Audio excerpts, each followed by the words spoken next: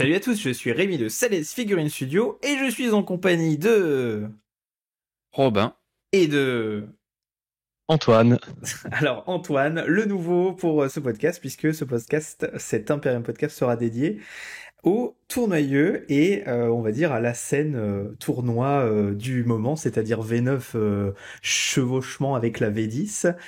Mais avant de rentrer dans le vif du sujet, on va parler un petit peu d'un nouveau jeu qui sort, qui a été édité par Atomic Mass Games, qui est Star Wars Shatterpoint, c'est-à-dire un jeu calqué sur le modèle de Marvel Crisis Protocol, un jeu donc de bande, mais dans l'univers Star Wars à l'échelle 54 mm avec des figurines de dingue. Alors Robin, est-ce que tu as pu regarder les figurines et qu'est-ce que t'en as pensé? Alors oui, j'ai commencé à regarder les figurines et surtout moi ce qui m'a tout de suite flashé c'est que t'as des figurines vraiment en mode un peu diorama avec plusieurs figurines sur un socle. Ils ont fait des gros efforts aussi sur la mise en scène et la possibilité de jouer avec des décors déjà tout clés en main. Et je trouve qu'en elles-mêmes les figurines elles ont un dynamisme de dingue. Et écoute, moi je pense que c'est un jeu assez prometteur. Je me suis pas hyper penché encore sur tout ce qui est système de jeu, mais en tout cas séduit par le visuel, quoi. Ah, c'est clair que le visuel... Est-ce que tu as vu le diorama incroyable de Dark Vador et de Obi-Wan Kenobi issu de la série? Non, non, je l'ai pas vu celui-là, non. Ils ont fait un diorama de dingue, enfin je veux dire avec un saut scénique de fou. C'est le meilleur truc de la Euh, série, tu vois. mais avec le droid porteur, tu veux dire? Moi, j'en étais sûr. Je savais que t'allais être ironique. Alors Antoine, est-ce que t'as pu regarder un petit peu de ton côté? Alors ouais, je suis allé checker un peu ce à quoi ça ressemblait. Et Robin, tu m'enlèves quasiment les mots de la bouche, hein, parce que juste pour remettre un peu dans le contexte, moi je suis surtout axé 40K d'habitude, et l'univers Star Wars, c'est pas ce que je regarde le plus habituellement. Et là, pour le coup, je suis allé regarder à quoi ressemblaient les figurines, et c'est carrément impressionnant. L'immersion que ça peut apporter d'avoir les, euh, plusieurs modèles sur un même socle, ça rend vraiment un effet visuel qui est assez impactant. Et en plus, j'imagine qu'un bon peintre peut vraiment s'éclater avec l'univers Star Wars au niveau OSL, etc. Il doit y avoir vraiment un moyen de profiter à la fois du dynamisme des modèles et à la fois d'effets visuels complètement incroyables. Donc je pense qu'il y a moyen de s'éclater avec ce jeu-là. Ouais, je Ouais, c'est confirme. clair. En tout cas, Atomic Mass Games frappe quand même pas mal fort en ce moment, je trouve. Et n'oublions pas qu'ils ont créé donc le Marvel Crisis Protocol, qui est probablement l'un des meilleurs jeux Marvel qui a jamais existé, puisque ben la licence était un petit peu en désuétude depuis que Knight Model l'avait abandonné ou n'avait pas su renouveler son partenariat. Les figurines de Marvel, nous on en a quasiment jusqu'à Thanos. On a toute la boîte de base, Thanos, etc. C'est vraiment du très très haut niveau. Hein. C'est pratiquement au niveau de game, je pense maintenant. On a Magneto avec Après, c'est des. des figurines qui sont pas du tout montées, hein. Enfin, à monter, je veux dire. Elles sont en une pièce, il me semble, hein. Ah non non non, elles sont sur non non, elles sont sur grappe Sur plastique. Marvel Crisis Protocol, c'est sur grappe plastique. Ouais ouais absolument. Ouais ouais, c'est sur Ah grappe oui, je croyais que plastique c'était et en un bloc. et en plastique dur comme peut l'être par exemple du Game Workshop en fait. Donc, ouais, ouais, non, et en tout Ah cas, ouais. c'est des Ok, ok. Et en plus, l'avantage énorme de ce jeu, c'est que on est sur une bande de 5 qui est jouable, et chaque figurine fait genre 25 balles. On a deux figurines pour 40, je crois, quelque chose comme ça. Donc en fait, à moins de 150 euros, t'as une bande jouable, quoi, tu vois. Donc Oui, c'est, ça rend le pack vraiment attractif, même d'un point de vue financier, hein. ben ouais ouais c'est ça. Et donc Shatterpoint suit aussi ce mouvement-là. On peut aussi par exemple, enfin je veux dire le général Grievous. Je sais pas si vous êtes tombé sur la figurine, parce que donc là Ouais, ouais. la boîte de base est sortie, je crois en début de mois là, il y a quelques jours. Ils ont déjà 9 extensions de prévues qui sont sorties ou qui vont sortir dans le mois. Donc c'est vraiment une énorme sortie. C'est pratiquement du jamais vu quoi. La plupart des jeux sortent avec une boîte de base et puis ben c'est tout et on verra après si ça marche. Là ils y croient vraiment. Donc il y a de quoi faire. Et la figurine de Grievous, je sais pas ce que vous en pensez, mais elle est extraordinaire. Hein. Ah, il y a Ouais, vraiment, là pour le coup, en termes de dynamisme, c'est la folie, hein. La cape en arrière, les 4 ça, enfin, ça fait plaisir, hein. Ouais. Ça fait ouais, plaisir. c'est vrai que visuellement c'est assez impressionnant et s'ils arrivent à lier à la fois la licence Star Wars avec des modèles qui sont vraiment beaux, dynamiques et sur lesquels les hobbyistes peuvent s'éclater, il y a vraiment moyen que ça fasse un carton, hein. Ouais. Et je me demande pas aussi si tu peux faire un mix avec Marvel Crisis Protocol, carrément. Tu fais Shatterpoint versus Marvel. Enfin, à mon avis, il y a des petits parallèles ou des passerelles qui vont se faire en termes de système de jeu. Ça peut être marrant, je pense. Ah, ça serait marrant que Anakin se fasse défoncer par Hulk, tu sais. Ouais, c'est ça. On est sur la même échelle entre les deux mondes? Ouais, c'est la même échelle, ouais, c'est pareil. Ouais, D'accord. Ah ouais, donc exa- il y a il y a des trucs incroyables à faire. ouais, c'est clair, c'est clair. En tout cas, Atomic Mass Games se place mine de rien, puisque ils ont le Marvel Crisis Protocol, ils ont repris Star Wars Legion, ils ont sorti Star Wars Shatterpoint. Les mecs se placent vraiment comme concurrents sérieux, avec une certaine expertise, à la fois dans la modélisation 3D, à la fois dans les moules injectés plastiques qui sont au niveau de Games ou presque.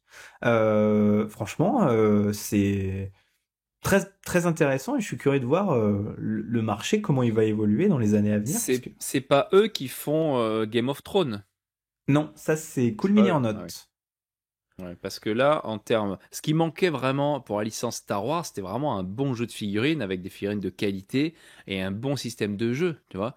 C'est ce qui a toujours manqué. Et là, avec Star Wars Légion, un petit peu, qui existe et qui fait son trou, là, t'as Marvel Crisis Protocol et ce nouveau Star Wars Shatterpoint. Je pense que les mecs, ils viennent,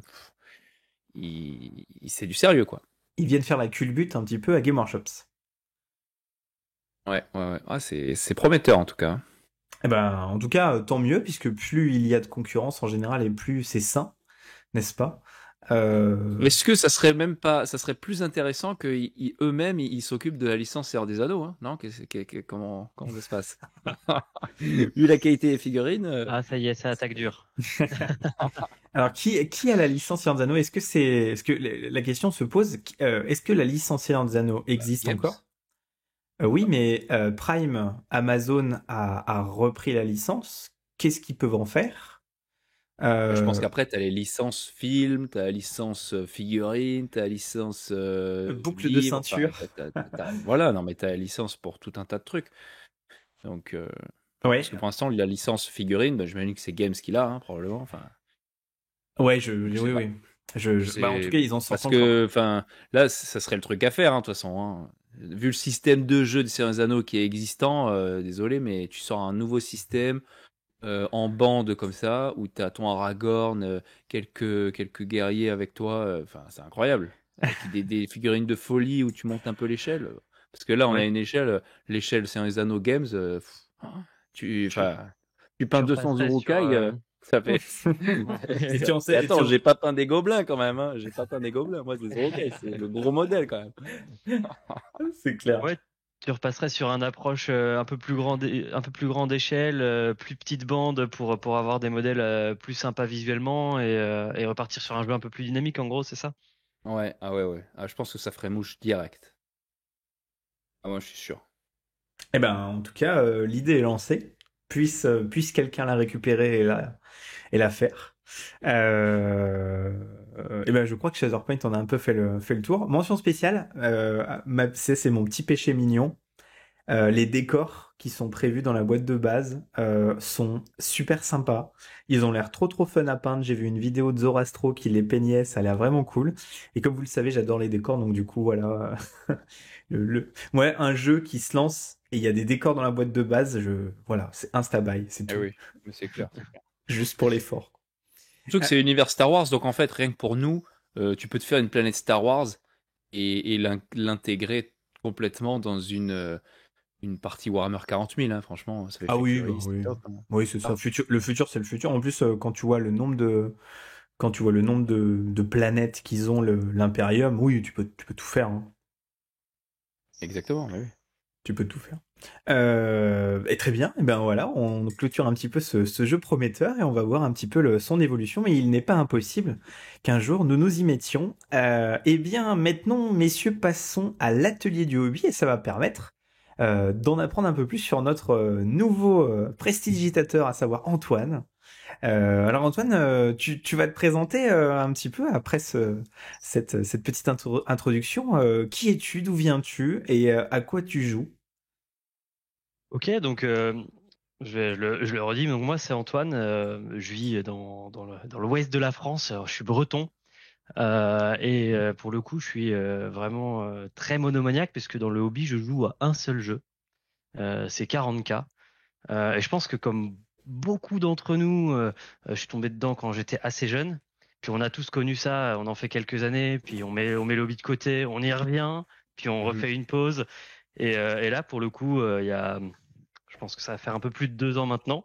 Je me suis remis avec d'autres ambitions dans le hobby, en commençant par aller faire un stage de peinture avec Rémi.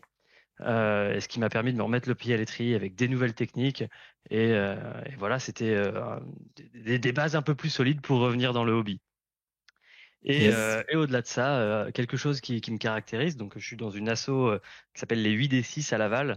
Et j'ai essayé de commencer à ouvrir une petite porte sur l'aspect un peu plus compétitif du jeu pour découvrir une nouvelle facette du hobby que je ne connaissais pas jusqu'à il y a pas si longtemps. Et donc, c'est un peu ce qui anime en ce moment mon hobby. Donc, il est très partagé entre d'un côté, je veux une armée qui va être belle et qui mérite qu'on aille apprendre des techniques pour présenter quelque chose de sympa à mes adversaires sur la table. Mais de Mhm. l'autre, je veux pas délaisser la partie optimisation du jeu, qui est pour moi tout aussi importante que la partie modélisme. Oui, ouais, d'accord. Alors, tu joues quoi comme armée? Alors, j'ai deux armées. Aïe, aïe, aïe. La Et c'est là première qu'on qui est dérape. celle. C'est là qu'on dérape. Et en plus, il y a absolument aucune cohérence et aucune logique dans ce que je joue. J'ai commencé Si, avec. si, moi j'en ai une de logique, j'en ai une. Je te la dirai après. Ça marche, tu me diras, moi je l'ai pas encore. Donc mon armée de cœur, celle sur laquelle j'ai commencé, ce sont les taux. Parce Hum. que quand je suis rentré dans un game Ouh, pour les les taux. premières fois Oh. et que j'ai vu ces big robots, les big battlesuits, j'étais complètement in love, j'étais très jeune et ça m'a jamais quitté. Hum. Et je pense que comme tous les jeunes des fin des années 80, début 90, on a tous vu des films à base d'aliens, etc. Et donc les tyrannides, tout ce qui est chitineux, dégoulinant Génial. de salive. Donc voilà, j'ai un beau bout d'armée tyrannide également. Il y a un côté en taille qui est très Excellent. développé chez toi, quoi. Oh, attention à ce que tu Oula, dis tout de là-dessus, suite hein. ça arrache. Fais gaffe. Ne glissons pas sur du moins de 18, s'il te plaît, pas si tôt. Et là, on est deux joueurs tyrannides quand même, hein. Donc Rémi, fais attention. Mm. Oui, mais Là, et- j'ai beaucoup plus d'armées Space Marine que vous deux réunis, donc ça va. ah ouais, c'est pas faux. Non, mais le lien, c'est que ce sont des Xénos. Voilà le Ouais. lien. La logique, c'est des Xénos. C'est parfait. Donc On reste loin de les prochains, l'Impérium. c'est les Eldar pour Antoine alors. Ou Alors orc. pour le coup, je ne joue qu'à 40K et j'ai pas non plus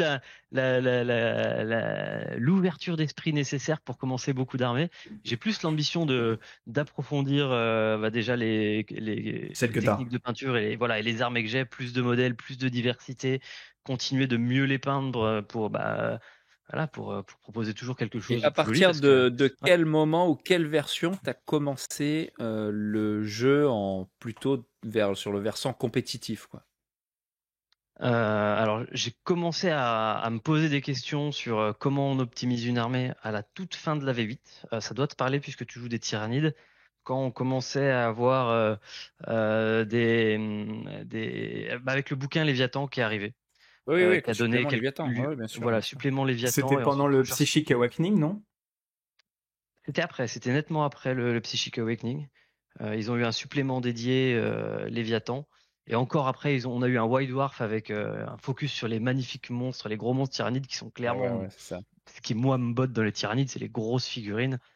Et alors là, ça a été coup de cœur puisque Ça a été un massacre. On est passé en oh S oui. tier. Ouais, c'était fou. Ah oui, mais moi j'insiste, il y a un peu un double plaisir là-dessus, c'est que ton armée est forte et tu peux synergiser et faire des choses super techniquement et tactiquement sur le champ de bataille, mais tu as aussi le plaisir de poser la belle figue que tu aimes. Et Oui. ça, je trouve que quand tu arrives à lier les deux, c'est vraiment c'est un kiff incroyable, quoi. Alors, pour en revenir à toi, donc tu viens prendre une formation de 2 jours avec une figurine commune, une Riptide, qui à l'époque était à 65 €, on se rappelle, hein? C'était il y a Ça 2 ans. pique. Mm. Voilà. Et donc du coup, suite à cette formation, tu commences ton art métaux à ce moment-là, quoi. Alors, je donnerai encore un tout petit peu de background avant parce que je trouve que l'histoire vaut le coup. L'histoire est belle. En tout cas, moi je pense. J'avais repris juste un petit peu avant. À l'époque, je vivais à Avignon. D'ailleurs, pour ça, c'était pas très loin de chez toi. C'est C'est pour fou ça qu'on n'a que pas réussi à se croiser quand même. Incroyable. ah, c'est trop dommage. Et donc Ouais. c'est à ce moment-là que je me suis remis dans les taux. Et donc j'achète quelques figurines, je découvre la gamme contraste, je fais quelques premières exo-armures. Faut vraiment se remettre dans l'idée que je connaissais rien à la peinture, hein. J'étais vraiment le niveau du débutant.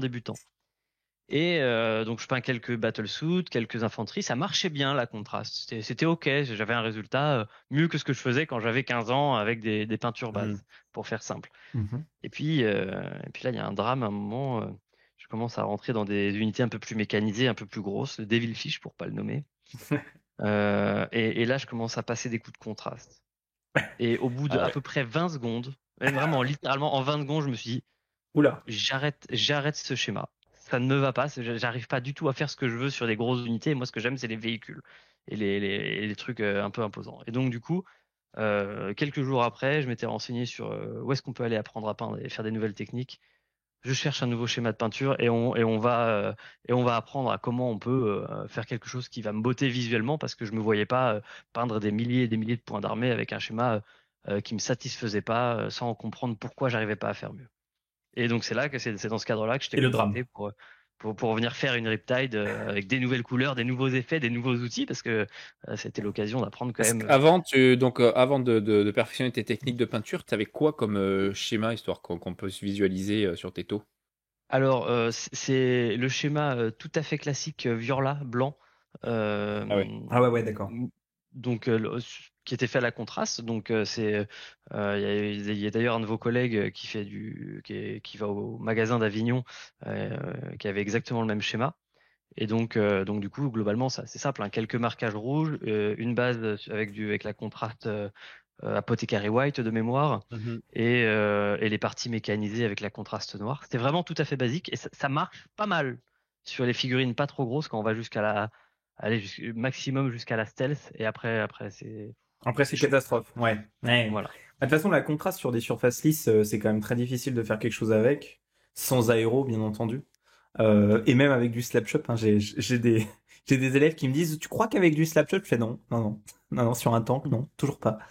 Donc, effectivement. Alors, après cette petite présentation, Antoine, du coup, comme tu joues Xenos, eh ben on va faire un exterminatus sur ton village. Non, pas tout de suite. On va voir un petit peu bah, qu'est-ce que on est en train de peindre en ce moment. Et on va commencer du coup bah, par toi, Antoine. Qu'est-ce que tu peins en ce moment? C'est quoi ton atelier du moment? Alors mon atelier du moment, donc je viens juste de finir l'unité, j'en ai pas encore commencé d'autres, donc on va parler de celle-ci.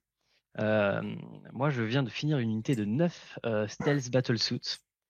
Sur lesquels je fais un petit effet stealthy, tu sais, avec l'effet transition Ouais, d'une couleur qui ressemble à ta base vers le schéma de peinture euh, classique avec avec un un effet électrique vert en fait excellent. assez sympa qui rend sur table son petit impact visuel quoi sur une unité qui est pas si grosse, ça fait vraiment un effet cool. On mettra les photos sur la page Facebook et sur Insta. Ok, cool. Alors à toi, Robin, qu'est-ce que tu peins en ce moment après que tu aies fini tes 200 milliards de Rukai? Oh bah là, ils sont finis depuis un moment. Donc j'avais fini. Enfin, si, j'avais les chefs qui étaient encore en cours. Donc là, j'ai fini aussi le soclage, tout ça. Non, moi, je suis toujours sur le gros Angron. Voilà, un Parce que tu beau l'as reçu. Primark de cornes. Voilà, que j'ai reçu. Donc là, pareil, je suis sur les finitions. Excellent. Voilà, donc j'ai un peu moins de temps en ce moment dispo, mais j'avance. Voilà. Bon, bah c'est bien. Eh bien, de mon côté, je suis en train de peindre un stade Blood Bowl complet, imprimé en 3D avec gradins, tombes, etc., marchand de glace, tout ça, tout ça. Donc ça, c'est plutôt pour ce qui est entre guillemets décor. Et puis pour ce qui est du côté de la figurine pure, eh bien, je viens de finir le nouveau Landspeeder Primaris. Je sais plus comment il s'appelle. Bon, ils ont tous des noms. Oh, il y en a 3 ou 4 des lance-pierres primaires. Voilà. Oui, oui, c'est des différents équipements.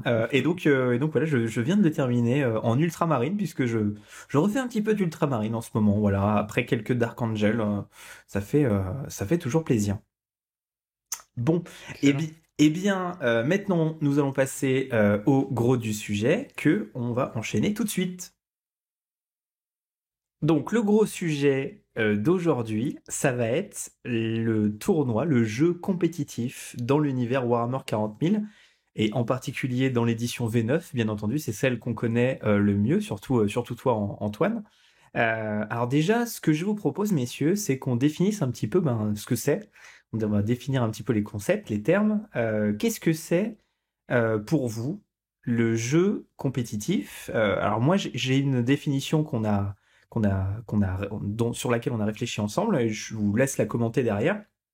Alors c'est un jeu basé sur l'optimisation de la liste en vue de la victoire, donc la priorisation des objectifs de jeu. Est-ce que vous voulez commenter déjà ça? Peut-être Antoine, pour commencer?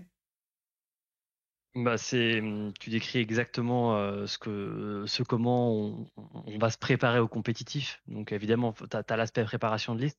Je rajouterais juste une notion à, à ta description qui est la partie réaction. Parce que il y a tout ce que tu peux planifier et il y a tout ce sur quoi tu vas devoir réagir que tu peux pas planifier en amont. Et la partie compétitive, c'est aussi savoir comment tu vas t'adapter à ton adversaire. Et ça, c'est une grosse partie du sujet. Ouais, d'accord. On a aussi le. Eh oui. Est-ce que vous portez des lunettes de soleil pour ne pas on Non, déchiffre? il bluffe. Il dit qu'il bluffe. Il dit qu'il bluffe. Non mais. Robin, est-ce que tu veux commenter cette définition? Non, je pense que, enfin oui, je vais commenter, mais je pense que la remarque d'Antoine est bonne parce que la définition que tu donnes, c'est vraiment la définition théorique et on va dire la plus rigoureuse, tu vois. Mais le côté réactif, la réaction face à l'adversaire, et ben en fait, tu l'as que avec l'expérience et donc la pratique. Donc au final, effectivement, tu as le côté optimisation qui se fait en amont et après, ben, il faut jouer, il faut pratiquer beaucoup. Donc le jeu compétitif, c'est aussi d'avoir la possibilité de beaucoup pratiquer pour expérimenter sa liste avec d'autres factions en face et de prévoir les réactions, quoi. Voilà. Ouais, ouais, tout à fait, tout à fait. Ok, donc maintenant qu'on a défini un petit peu les termes, on peut peut-être un petit peu regarder du côté de la compétition en général, le monde du tournoi actuellement. Alors, on remarque déjà, petite incidence, qu'il est très majoritaire au sein des influenceurs, au sein de la communauté.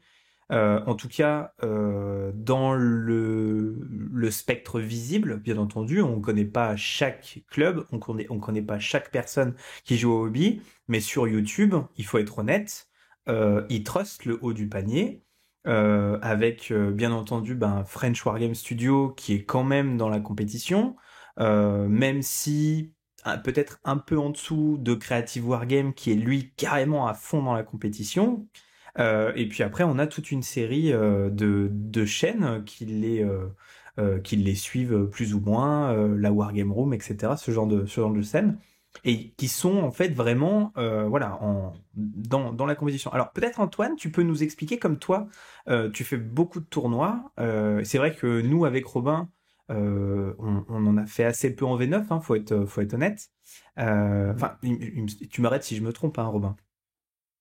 Non, non, t'as raison. Moi, le dernier tournoi que j'ai fait, c'était un tournoi avec les index V8. Et ouais, Et sinon, après, c'est que des tournois, on va dire, amicaux ouais. dans mon groupe de jeu. Donc, c'est pas un tournoi classé.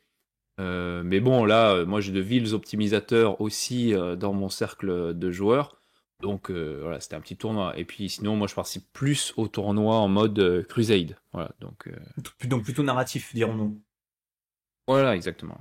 Alors du coup, Antoine, la question que j'ai envie de te poser, c'est que déjà, tu nous as dit que tu faisais partie d'un club, que tu as participé à la Ligue 3 récemment. Là, ce week-end d'ailleurs, hein, soit dit en passant. Qu'est-ce que tu penses de la communauté tournoyeuse? Est-ce qu'elle est majoritaire? Est-ce qu'elle est minoritaire? Comment s'organise tout ça? Alors, déjà, je commencerai en préambule par dire que c'est difficile de parler d'une communauté tournoyeuse, parce qu'en réalité, quand tu te rends sur place et quand tu fais un tournoi, tu te rends compte que les attentes, les ambitions et l'état d'esprit des gens au sein même de ce tournoi, ça va être très différent entre ceux qui visent la top performance et ceux qui viennent en fait passer une bonne journée ou un bon week-end avec d'autres personnes et jouer détente à Warhammer 40 000. Et ben tu vas retrouver tout un scope de personnes entre ces deux-là. Et donc, du coup, ça rend le milieu vachement plus divers que ce qu'on peut se représenter en regardant des vidéos YouTube. Ensuite, tu mentionnais on va dire le YouTube game de 40K. Ben, je pense que il y a deux choses que je commenterais là-dessus. Déjà, tu as le fait que c'est un peu l'instinct primaire de pas mal de gens quand même, l'aspect compétitif, c'est un peu quand même ancré on va dire, oui, bien dans sûr. l'humain. Le Inclusion, meurtre. quoi. Non, pardon. Voilà, passe. mais non, mais c'est vraiment ça. Le meurtre. On a quand même une tendance à un peu toujours se la mesurer, si tu veux, et ça, je pense que ça aide certaines chaînes à bien fonctionner. Et t'as un autre aspect qui est que, à mon avis, tous les gens un peu plus casus, un peu plus à la cool, qui vont être plus narratifs, etc. Je pense que c'est des gens qui vont moins avoir tendance à aller chercher de l'info et du contenu sur Internet. Donc, par définition, quand il y a une demande de contenu, une demande de progression, une demande d'avoir une grosse learning curve, ça va plus être des gens qui vont avoir tendance à aller dans le compétitif. Et je crois que c'est pour ça que t'as juste une plus forte demande et une plus forte offre sur ce sujet-là dans le YouTube Game. Ah, je sais pas. Alors c'est intéressant ce que tu dis. J'ai aussi l'impression que, enfin, nous on le voit parce qu'on fait du narratif. Honnêtement, déjà c'est beaucoup plus dur de faire du narratif que de se filmer en train de faire une bataille entre guillemets lambda entre potes, hein, ce que fait French Wargame, qu'il le fait très bien. Attention, hein, c'est pas pour dénigrer. Hein. Et du coup, forcément, pour la partie narrative, Robin pourrait t'en parler. T'as le scénario, t'as tout le décor à faire, t'as les armées qui sont spécifiques, etc., etc. Et donc, du coup, c'est plus dur. Et comme ça demande beaucoup plus d'investissement et un savoir-faire. Et ben, ouais, Ça demande beaucoup de préparation, quoi. Beaucoup de préparation. Et donc, du coup, la facilité, c'est de faire de la partie entre potes autour d'une bière. Et donc, ça généralise la partie un petit peu compète, quoi, entre guillemets. Je suis complètement aligné avec toi. Hein. Moi, pour le coup, je suis dans le monde du hobby, je suis un peu touche à tout puisque je fais partie des quelques-uns qui cherchent à la fois à perfer un petit peu, même s'il y a encore vachement de boulot là-dessus, mais aussi qui aiment bien en prendre un peu plein la vue visuellement. Et oui, c'est sûr que c'est en termes de contenu, on peut pas comparer ce qui est produit sur une chaîne qui va parler compète et sur une chaîne qui va vouloir montrer de la belle figue. On parle pas de la même chose et c'est sûr qu'en termes de travail et de préparation, Nous, vous produisez pas la même chose en fait, tout nous simplement. pour donner une idée aux auditeurs, on a pour faire un epic battle, on a un mois de taf, un mois de taf dessus. Et Ah quand ouais, mais ça c'est la préparation. Hein. Là, on parle pas faire la table, peindre les armées. Ouais. C'est un mois de taf juste pour la préparation et des scénarios et d'imaginer les plans, l'histoire à raconter et le montage. C'est vrai que Ouais. Alors que bien entendu, si on se filmait en train de jeter des dés autour d'une table, etc., c'est moins d'une journée. Et avec le montage, tu la montes en une journée, quoi. Enfin, la vidéo. Enfin, forcément, il y a, tu coupes deux, trois trucs, mais tu la mets telle quelle quasiment, et d'une vidéo de 4 heures, tu la fais passer en une vidéo d'une heure et demie, et voilà, c'est ce qu'on voit. C'est pour ça qu'on a des chaînes qui peuvent faire 3, 4 rapports de bataille par semaine sans problème. Bon, ça demande du taf, hein, bien sûr, on est une équipe, au moins plusieurs caméras. Alors que voilà, donc je pense aussi que comme c'est compliqué, quand un débutant arrive sur YouTube, forcément, la première chose qu'il va faire, Warhammer 40 000, chaîne française ou trucs comme ça, tu vois, dans le champ de recherche, forcément, il tombe sur les gros et ils font de la compète. Ils tombent sur French Wargame, ils tombent sur enfin, tu regardes les grosses chaînes, quoi. Et donc comme ils tombent sur je parle de ceux qui vont du rapport de bataille, hein. Et donc du coup comme ils ont l'impression que bah tout le monde fait ça, donc ils font ça. Et donc du coup tu sais ça crée un cercle. Oui, c'est qu'après tu retrouves le même un peu état d'esprit et manière de fonctionner, de jouer surtout bah, dans tous les clubs, quoi. Donc ils arrivent.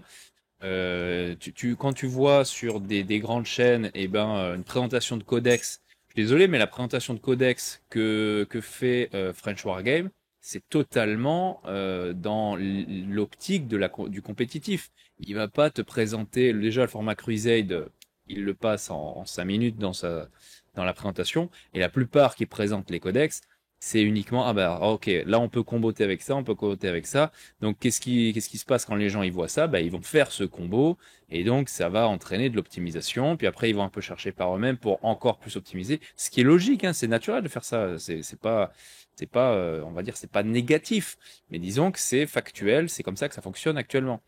Donc c'est comme ça que tu enrichis encore le côté compétitif dans le hobby en général, quoi. Toi, Antoine, dans ton groupe Ouais. de joueurs ou dans ton association, est-ce que vous avez tous plus ou moins, ou est-ce que peut-être il y a une bulle de joueurs narratifs ou tu vois, comment? Alors, il y a beaucoup à dire sur le sujet. Déjà, je vais commencer par rebondir sur ce que disait Robin. En fait, même si c'est vrai que première chose qu'on a dans les codex review, c'est en effet, on va nous décrire les combos, comment ça peut marcher, qu'est-ce qu'on peut faire de stylé. Mais le fait que le compétitif soit un peu enfin, on va dire le match play, tu sais, c'est la partie Bien sûr, bien sûr, chapter, bien sûr. etc. Le fait que ce soit, on va dire, partagé par une grande partie de la communauté, ça a quand même un avantage qui est assez important, c'est que demain tu changes d'une ville, tu déménages, tu vas ailleurs, tu arrives dans n'importe quel assaut, dans n'importe quel magasin, tu sais que tu trouveras du monde avec qui jouer à ce jeu-là. Parce que c'est vrai que quand tu rentres dans un cercle qui est plus dans du narratif, etc., on n'a pas tous la même façon de partager le hobby dès qu'on rentre sur ce genre de sujet-là. Bien Et sûr. ça peut être plus difficile. Là, au moins, tu as une sorte de socle commun. Et derrière, tu t'adaptes un peu à là où tu arrives. Mais Allez, bien sûr, c'est un genre de partagé. easy to play, quoi. Tu viens, t'as ton livre, t'as ton armée, tu peux jouer n'importe où comme ça. Alors que si tu rentres dans un cercle où il y a déjà, par exemple, t'as une campagne narrative Crusade, pour le coup, tu vois, moi je trouve que c'était un super truc, un super format. Mais t'arrives dans une nouvelle ville, il y a déjà une campagne Crusade en cours. Les mecs, ils sont dans la 3e ou 4e phase, sur 6, on va dire. Et ben, tu peux pas le rejoindre, tu vois, c'est mort. Donc, t'es obligé d'attendre. Alors que t'arrives, tu joues en match égal. Et tu peux jouer à égalité avec n'importe quel joueur, bien sûr, c'est l'avantage, je suis d'accord. Et donc, pour retourner à ce que tu me demandais, Rémi, comment ça s'est passé quand je suis arrivé dans le club? Eh ben, quand je suis arrivé, le club se créait tout juste. Donc, la réalité, c'est que fallait un peu comprendre ce que cherchaient à faire les joueurs. Et puis moi, en même temps, je me mettais tout juste, hein, je me remettais tout juste au jeu. Et en fait, ce qui s'est passé, c'est que les cercles se sont faits petit à petit. Donc tu as les quelques personnes qui étaient chauds pour se battre dur à coups de gros combos dans la face des autres, et ceux qui n'ont pas trop aimé ce jeu-là, qui ont pas su trouver du plaisir à jouer avec des décors standardisés, avec tu sais, les ruines de 9 par 5, etc. Ouais. Ah ouais, bien Voilà, sûr. en fait, t'as un peu des groupes qui se font pour que chacun trouve son plaisir. Mais en effet, après, t'as une vraie scission qui existe parce que ceux qui aiment bien l'aspect compétitif vont avoir du mal à venir avec des listes qui vont pas fonctionner, qui auront des faiblesses parce que il y a une sorte de frustration en tant que joueur. Là où les autres, ceux qui veulent pas jouer compétitif, ils veulent pas jouer avec toi non plus parce que Ah bah oui. ils ont pas envie de prendre leur fessée et c'est compréhensible. Donc en fait, t'as juste deux groupes qui se font. Ce qui est important, c'est qu'il y a assez de monde dans les deux groupes pour que tout le monde y trouve son compte. Mais au final, à la fin, ça fait deux jeux différents en réalité, pour être assez Ouais. honnête. Ouais, ça scinde la communauté qui est déjà scindée par le nombre de jeux disponibles. Hein. Faut pas oublier qu'on est passé en gros de War Machine, Bolt Action et 40K dans les années 2005-2006, tu vois, à ce qu'on disait tout à l'heure, Star Wars Legion, Shatterpoint, Bolt Action, Saga, Game of Thrones, etc., etc. Et même rien que chez Game Workshops, par exemple, quand vous Ah comptez oui, les quelques jeux. jeux spécialistes ils ont fait. On a Warcry, on a Necromunda, on a Kill Team, on a 40K, Age of Sigmar, Apocalypse, Seigneur des Anneaux. Seigneur des Anneaux. Enfin, c'est vraiment dingue. Horus Heresy. Putain, on a oublié Horus Heresy, on l'a mis en dernier. Et oui, Oh là là, on sera mais damné, on sera damné. c'est fou ça, c'est fou. Donc du coup, c'est déjà que la communauté est quand même assez scindée. Et en plus de ça, dans les jeux, effectivement, il y a différentes façons de jouer, ce qui scinde encore plus la communauté. Donc, comme c'est difficile d'avoir quelque chose en commun, bah ouais, tout le monde joue à peu près de la même façon. Alors moi, je voulais juste préciser, Antoine. Ouais, Ouais, vas-y. vas-y. Après, je voulais soulever. Bah, attends, je vais juste soulever un truc qui est quand même. Là, je pense qu'on est au cœur d'un problème, je pense, majeur. Si tu soulèves bien le caillou, L'Europe? c'est que. Non, pardon. Non, c'est C'est que justement, tu vois, moi pareil, je suis arrivé dans le sud et j'ai intégré un groupe de joueurs et bon, je jouais plutôt compétitif en venant de Strasbourg et puis j'arrive et je me suis intégré au jeu et au groupe et pareil, j'ai continué à jouer compétitif et on est une groupe de, je sais pas, une cinquantaine de joueurs, tu vois, sur Avignon, ça joue bien, tu peux y aller n'importe quel jour, tu peux trouver des joueurs et donc on s'est retrouvé à une dizaine de gars à avoir la même logique, tu vois, la course à l'armement. Et ça Ouais. marchait bien, tu vois, avec ces dizaines de gars. Et dès qu'on tombait sur un autre gars, eh ben on se voyait entre nous, on se disait, putain, tu... Alors c'est méchant, mais on se disait, tu farmes le noob, tu vois. Et en fait, Mais non. non mais si, mais c'est terrible parce que eux, Ah ils ouais. sont pas contents parce qu'ils se font dérouiller. Nous, eh ben on n'est pas contents entre nous parce que bon bah c'était un match, on va dire, facile. T'as rien appris, quoi. Et puis le Ouais, mec, non, mais t'as rien appris et et le t'es mec reste frustré pas. parce que l'autre est frustré et du coup t'es hyper frustré, tu vois. C'est pourri, hein. C'est vraiment à chier comme partie. Ouais. En fait, Donc de base, il y t'as a, déjà deux grosses communautés qui quand elles jouent l'une avec l'autre, eh ben ça se passe très très mal. Jusqu'à où moi j'ai déjà eu un joueur qui a pratiquement pris une figurine et qui l'a balancée à travers dessus de la table, tu vois. Et c'est moi je déteste ça, tu vois.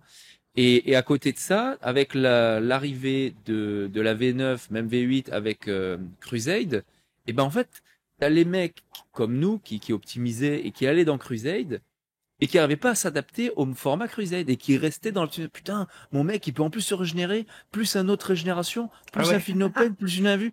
Et en fait, t'as un truc totalement pété et ça marche pas du tout, tu vois. C'est une Donc Death en fait, Star. Le les mec fait gens une Death arrivent Star. pas parce que il y a différents profils et ils n'arrivent pas du tout à s'adapter à un mode de jeu ou à un groupe particulier.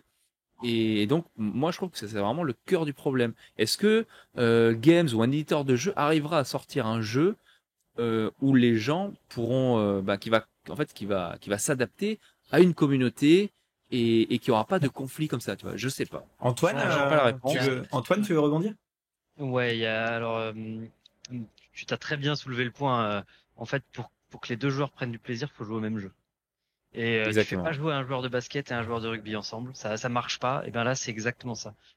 Du narratif et du compétitif, c'est pas les mêmes jeux. Faut juste se mettre d'accord en amont, parce que sinon les deux joueurs vont s'ennuyer. Il y en a un qui va être frustré de prendre une fessée. Ouais, mais l'autre où qui tu va mets être le frustré, ça curseur, va rien tu faire. vois? Nous, on organisait, tu vois, je te dis, on a fait une campagne Crusade et bim, t'en as encore deux, trois qui optimisent et c'est mort. Tu vois, ta campagne, elle est foutue. Donc, Pour c'est moi, hyper compliqué. nous, on a fait, alors en tout début de l'assaut, on a fait un tournoi 1000 points qui se voulait être pas optimisé. Et pour être sûr d'éviter l'écueil de bah ouais mais lui il avait une liste trop forte c'est pas machin, ben les trois organisateurs ils ont validé chacune des listes, c'était des gens qui avaient des bonnes connaissances du jeu et c'est eux qui disaient non là ta liste tu vas trop rouler sur la terre entière, tac. Donc il y a eu une prise de position comme ça pour s'assurer qu'il n'y ait pas des trucs aberrants. Ouais, donc tu mets en place, on va dire, une autorité, tu vois, des juges qui vont dire, bah, toi non, toi non, toi non. Ouais. Donc, Ça a un aspect c'est-à-dire, il faut que risqué. dans la communauté, tu as à la fois des gens qui soient assez respectés par tout le monde, qui puissent le faire, et qui ont assez les connaissances pour pas non plus que ce soit Ouais, des guignols et qui finalement ils renvoient des listes qui étaient pas folles et ils acceptent des listes de dingos, quoi. Donc ça demande exactement quand ça. même Ça a d'avoir un dans effet ta risqué. communauté, faut que tu aies des gens compétents dans ta communauté et qui prennent la responsabilité, quoi. Aussi. C'est le bon mot, c'est responsabilité. Parce que si demain, du coup, t'as un joueur qui se prend une branlée parce que l'organisateur du tournoi avait pas vu un combo dans une liste, et ben, au lieu de pouvoir blâmer Games sur l'équipe du jeu, ils peuvent blâmer l'organisateur. Et là, Il nous faut un conseil des beaucoup. sages. Il nous faut. Ouais, mais ouais, c'est clair. Non, mais moi, le seul conseil que je peux donner aux gens, c'est quand tu fais une partie, tu discutes avant avec la personne dans quelle optique de jeu tu vas jouer. Et faut que l'un des deux joueurs, que ce soit le compétiteur ou plutôt le joueur fluff, c'est-à-dire non, c'est pas ce que tu me proposes comme jeu, c'est pas à ça que je veux jouer. Alors, Et je alors pense moi que c'est une j'aimerais. des conditions Et pour du coup, tu rentres à la maison et puis t'as fait 50 bandes pour rien, quoi. Non, alors moi s'il te plaît, juste. t'as un téléphone avec Messenger avant quand même.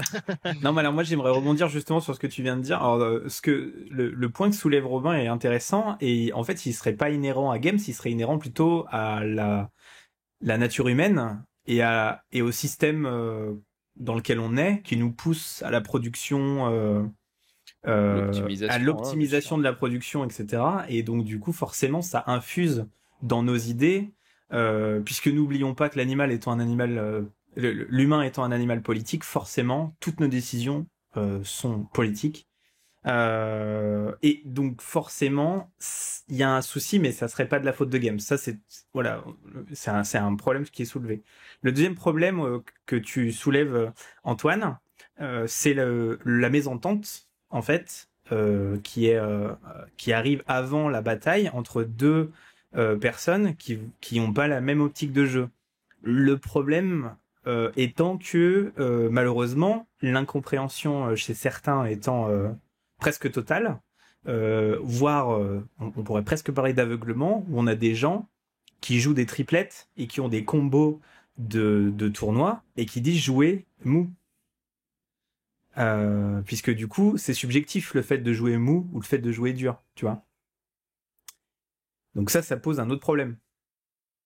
Alors, en fait, en général, ça arrive une fois parce que alors, je sais pas quelle expérience vous avez dans vos assos respectifs, etc. Mais quand ça t'arrive une fois, à mon avis, tu retiens le type et tu dis non mais toi, j'ai compris en fait. T'es là pour, t'as utilisé l'expression casser du noob ou je sais plus quoi.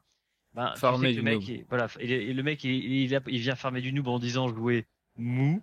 Bah voilà, une fois qu'il s'est fait remarquer pour ça, je pense qu'il trouve moins de potes pour jouer. C'est triste, mais des gens pas très qui savent pas mettre le curseur quand ils vont jouer avec quelqu'un ou qui ont pas envie de le mettre, je sais pas, ça dépend de chacun. Mais ouais, donc mais la solution c'est de casser des genoux, quoi. bah non, non, ça va être juste de quand t'as repéré personnellement, toi, admettons que t'es quelqu'un qui veut jouer mou et fluff et que tu veux pas te prendre la tête, bah tu sais juste, ça t'arrive une fois, ok. Et tu retiens juste humainement la personne et puis tu dis je joue plus avec. Tu l'ostracises, ça dégage. Allez hop. D'accord. Ok. Oui ou non, mais c'est tout à fait une solution. Attends, on n'a pas encore parlé des gens qui trichent. Hein. Ouh, Ça, c'est fort. il y a un vrai sujet. Oui, il y a un vrai sujet. non, mais maintenant que tu le mets sur la table, vas-y. Hein. De toute façon, on n'a pas vraiment ça rentre dans le monde du tournoi, quoi. Donc oui, effectivement, les gens qui trichent.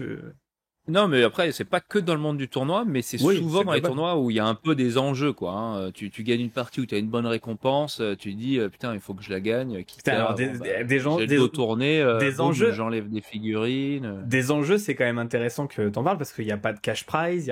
L'enjeu, c'est souvent de gagner un tank garde impérial que personne ne veut et deux pinceaux. Donc, putain, Non, même pas. Ouais. L'enjeu, c'est simplement, de gagner la bataille, de faire progresser son perso sur une campagne crusade, ou alors, ouais, la boîte que tu gagnes à la fin d'un tournoi, ok. Les mecs qui trichent. C'est juste de briller dans une communauté, hein. Déjà, ça suffit comme enjeu et de justifier de la triche. Hein. Ouais, J'ai une vision ultra différente. Alors vas-y, on t'écoute. Alors moi, on en a parlé. Hein, j'ai fait quelques tournois cette année. J'ai mis le pied dedans cette année. Il se trouve qu'en V9, on est quand même dans une version où tu n'as pas humainement la capacité intellectuelle de retenir toutes les règles, tous les livres, etc. Puisque chaque bouquin d'armée a ses propres règles. On n'est plus sur un socle partagé. Et en compétitif, il y a une habitude qui est prise. On appelle ça éviter les gotchas. Donc globalement, le mot d'ordre que donnent les arbitres, c'est tu dois prévenir ton adversaire s'il y a un truc clutch que tu peux faire à un moment qui va impacter ce qu'il pourrait faire comme choix. Je te donne un exemple tout bête. Je joue contre un custo demain. Moi, je joue tôt, donc je connais pas son bouquin d'armée, j'ai pas à le connaître. C'est pas un concours de juriste, Warhammer. Et ben, si par exemple, je lui dis, je dois lui annoncer mon intention, je lui dis, bah là, je vais me mettre à un peu plus de 3 pas de toi pour pas que tu puisses faire une intervention héroïque. Donc, il a compris que je me déplace en voulant éviter une intervention héroïque. Il doit me dire, attention, pour un PC, par exemple, je peux faire une intervention à 6. Enfin, j'imagine, hein, j'en sais rien s'ils peuvent faire ça.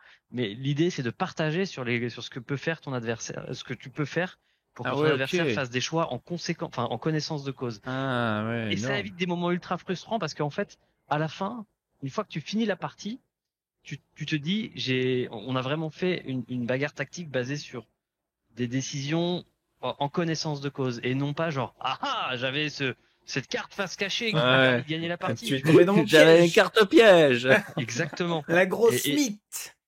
et donc du coup, t'as vraiment l'impression de faire une bataille tactique parce que bah tu te fais pas avoir comme un peu Oui, comme un couillon. alors d'accord Euh, Antoine, mais ça n'empêche pas que quand t'as le dos tourné, le mec peut avancer d'un pas une figurine, le mec peut lancer les dés et les reprendre en disant ouais c'est bon j'ai réussi ma charge et toi tu vois c'est ça aussi tricher. Ouais. C'est clair. Alors, je vais pas te mentir, dans le cadre d'un tournoi, les parties sont, on a un outil qui s'appelle une chess clock, hein, donc tout est chronométré, chacun a 1h30 de jeu. Et tu es rarement dos à la partie puisque t'as pas le temps sur ton tour de réfléchir à ce que tu vas faire. Si tu veux rester dans le temps qui t'est imparti, tu planifies déjà ce que tu vas faire à ton tour de jeu quand ton adversaire joue. Donc t'es là quand il lance ses dés, quand il déplace ses Ouais, mais regarde, moi, ornets, etc. ça m'est déjà arrivé où j'avais un gars qui lançait ses dés dans une petite boîte avec un couvercle, donc ouvert, et il est face à toi, donc tu vois pas les dés, en fait. Donc t'es obligé de te déplacer à côté de lui pour voir les dés, et une fois que tu viens à côté de lui, bah, il les avait dans la main, tu les as repris. C'est bon. Oh, Ouais. bah, relance. Ah non, on, non, on, c'est on- bon, c'est fait, c'est fait. Ok. on est dans t'es dans un moment où tu partages, où tu vis une expérience Warhammer avec quelqu'un. Ce qui est conseillé par les arbitres. Moi, je te transmets le message comme les arbitres nous le donnent au début des tournois, tu vois, parce que moi, j'ai la chance d'être le capitaine de mon équipe. Oh là Et là. donc, je suis celui Excellent. qui assiste au briefing de début de tournoi. Et on nous dit, première chose que tu fais avec ton adversaire, qui tu as partagé quand même 3 heures de jeu, donc c'est quand même un sacré moment, parce que voilà. Et ben, tu te mets d'accord sur l'utilisation de la Le déo. cloque. Ah, pardon. C'est ça aussi. Donc, l'utilisation de la cloque et où est-ce qu'on jette les dés et quand est-ce qu'il est cassé. Tu vois, c'est des choses très bêtes, Ok. mais globalement, en général, il y a toujours une piste de dés. C'est là qu'on jette les dés. On doit les voir tous les deux et si jamais il y a un désaccord sur quoi que ce soit, eh bien, t'as pas, on reprend ton exemple du mec qui jette les dés de manière cachée ou dans un tas de dés et qui dit j'ai réussi ma charge. Là, t'as tout à fait le droit de dire non, non, je l'ai pas vu, donc on va faire venir un arbitre. T'as le droit.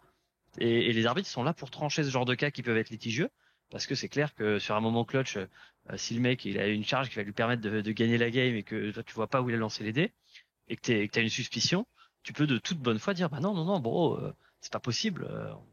On, on Bah va oui. soit tu le relances, soit on fait venir l'arbitre. Enfin, Et d'accord, mais tout ça existe depuis les années 90, ça n'empêche pas que on a des gens, moi j'ai des élèves qui viennent ou Tim qui nous racontait la dernière fois que on a une personne qui rate sa charge devant lui et qui l'a fait quand même et qui lui dit mais attends t'as raté ta charge, il dit non non j'ai lancé les dés j'ai réussi, bah non t'as fait 5 fallait faire 6, ou non non non j'ai fait 6, ouais bah il a repris les dés tu fais comment, t'appelles l'arbitre bah désolé j'étais pas là, vous perdez les points de fair play s'il y a des points de fair play ou je sais pas quoi.